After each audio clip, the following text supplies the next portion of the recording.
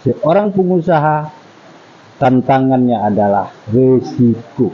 Iya, jadi gini Bapak ya, menurut Bapak pembina dan pendiri itu ialah boleh sah-sah saja memakai uang 300 juta lebih kurang ini, asalkan bertanggung jawab. Arti bertanggung jawab itu peruntukannya ialah hak milik warga Pepas. Ada wujudnya, berarti wujudnya gimana? Jadi sah, ada sertifikat ataupun akte notaris ataupun ADB-nya. Jadi sah, bukan untuk uang disewakan, karena ini murni uang dari masyarakat untuk masyarakat, artinya wakaf.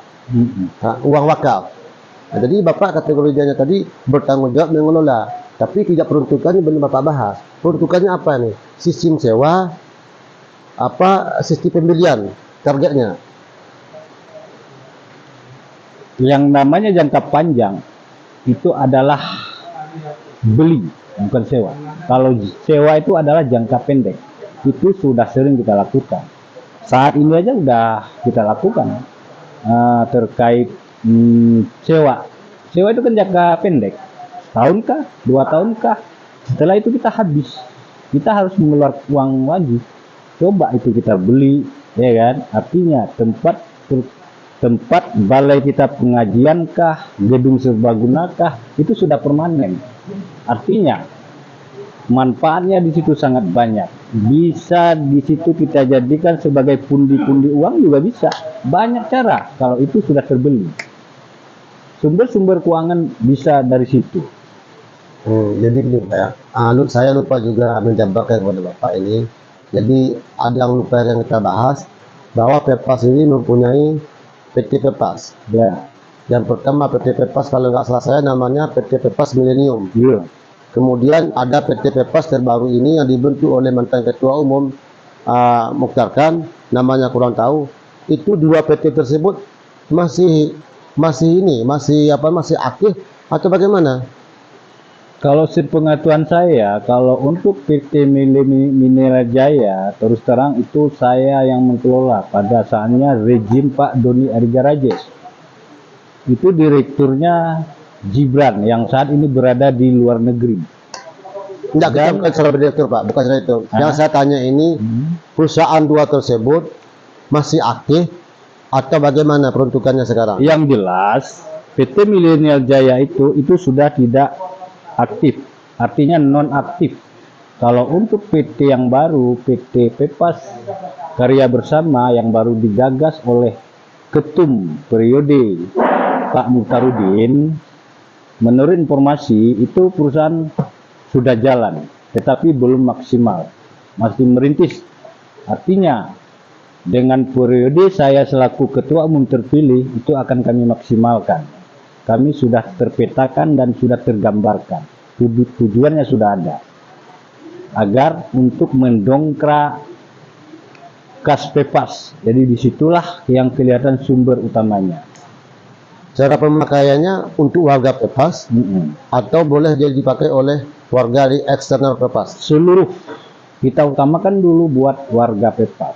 Terkait masalah di eksternal itu kita jalankan juga. Kenapa tidak?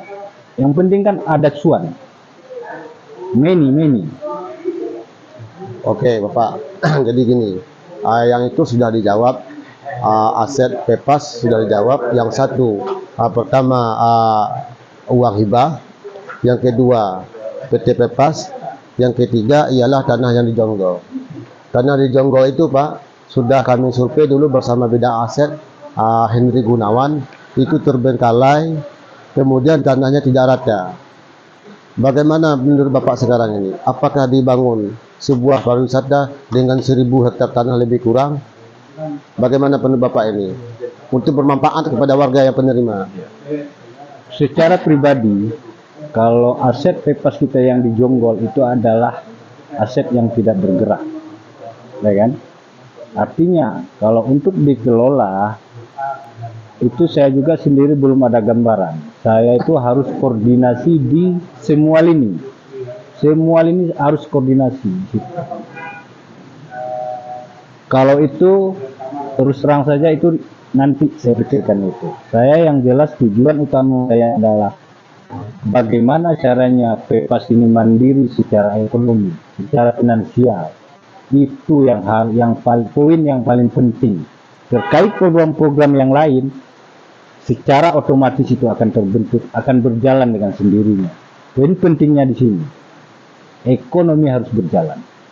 Jadi menurut Bapak pendiri yang disampaikan, silakan tanah di Jonggol itu dikelola ataupun peruntukannya dibikin kolam renang, kemudian ada warga menyewa ataupun tempat berkumpulnya sebagai perkumpulan Pepas ini di Jonggol. Acara-acara pun boleh di sana. Kemudian Pak, ada isu dari masyarakat, anak muda, kenapa nggak dibikin lapangan futsal saja? Kemudian dibikin HUT Pepasnya di sono. Kemudian event Pepasnya di sono. Tidak banyak memakan biaya. Jadi sistemnya di unik-unik masyarakat ini Bapak serap aja dulu. Apakah masuk di akal Bapak untuk futsal? Ya, itu kan usulan, ya kan? Itu usulan. Ya, kita terima semua usulan yang masuk. Ya, kita terima saja dulu. Terus terang, saya pribadi, pendapat saya pribadi, kalau itu kita bikin lapangan lapangan futsal bola intinya itu akan mengeluarkan biaya. Nah, untuk mengelola itu anggaran kita belum ada. Artinya apa? Ekonomi kita dulu harus kita perkuat. Barulah wacana-wacana akan terbentuk. Tanpa ekonomi tidak. Kita hanya menghayal. Oke Pak, terima kasih bincang-bincang kita hari ini tanggal 16 Senin 16 Februari 2026 di Bogor dengan Bapak Azmi Adi. Pesan Bapak terhadap warga Pepas yang nggak ikut hadir di sini, tanggapannya Pak?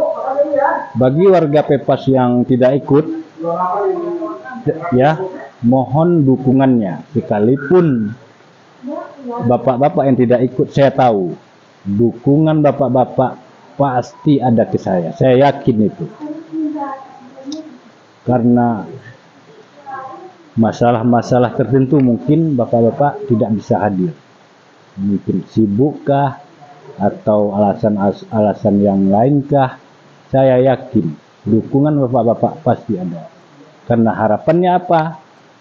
Program yang kita jalankan demi kebersamaan Pepas, demi kita bersama, bukan untuk pribadi.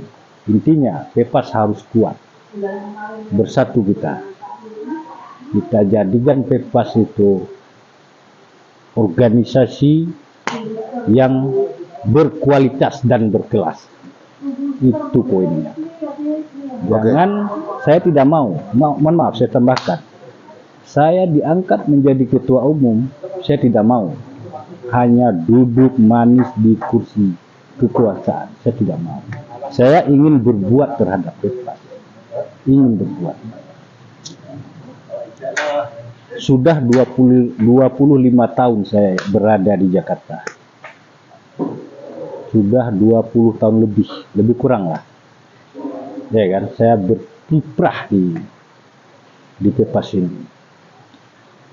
Pepas ini adalah lembaga sosial sifatnya. Sewaktu saya sampai di Jakarta pada tahun 2022, pada saat itu kebetulan di kampung kita di Aceh Selatan, tepatnya di Pelumat, situasi tidak kondusif. Nyawa melayang begitu aja. Penduduk yang ada di kampung kita, mau tidak mau harus keluar dari daerah, dari kampung. Bagi yang ada saudara di Jakarta, ditampung oleh organ Pepas ini. Ditampung, dibina, dikasih modal, bahkan digratis pergi kemana-mana. Dari situlah saya terharu kepada Pepas ini.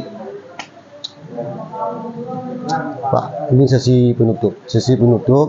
Mohon maaf semuanya, Bapak ini dianggap kategori masih muda. Dalam arti masih muda gini, masih ada warga-warga Pepas yang tidak mempunyai kedudukan di Pepas selama mantan ketua lama dan juga dipimpin Anda ini Bapak itu masih sebaya, masih dibilang masih muda. Jadi artinya ada umur di atas Bapak lagi. Bagaimana Bapak sistem penerapan yang Bapak bangun dengan wakil ketua Bapak ini supaya sinergi, artinya sinergi. Ketua umum itu ialah merangkul, ya kan? Kemudian merangkul semua baik dari orang tua sampai anak-anak dan ibu-ibu. Bagaimana tanggapan Pak? Memang PEPAS ini harus kita jaga, kita bangun, kita kembangkan, ya kan? Kita rasakan rasa cinta terhadap PEPAS ini. Harus kita ciptakan itu, merasa memiliki, merasa punya sendiri, ya kan? Itu rasa itu harus kita tumbuhkan. Agar kenapa? Kalau rasa itu sudah ada, rasa cinta itu sudah ada, kekompakan itu akan timbul dengan sendirinya. Timbul dengan sendirinya, tidak perlu diajak. Kalau rasa itu sudah kita tumbuhkan, kita sampaikan, kekompakan itu akan terbangun dengan sendirinya. Diakui atau tidak keberhasilan kita di Jakarta, peran PEPAS sangat-sangat berperan dan sangat menunjang. Sadar tidak sadar itu ada. Oke, terima kasih bincang-bincang kita pada hari ini Senin di Grand Pesona Hotel Bogor dengan Ketua Umum terpilih Bapak Azmiadi. Terima kasih Bapak Azmiadi atas bincang-bincangnya dan semoga warga PEPAS juga menerima apa yang Bapak ucapkan itu datangnya dari Allah. Kalau salah itu memang datangnya dari kita sendiri. Mohon maaf Bapak ya. Hidup Nanti kita sambung PEPAS. lagi. Hidup PEPAS. Tetap maju. Maju, jaya. Cuma kaya yang punya mengingat 10.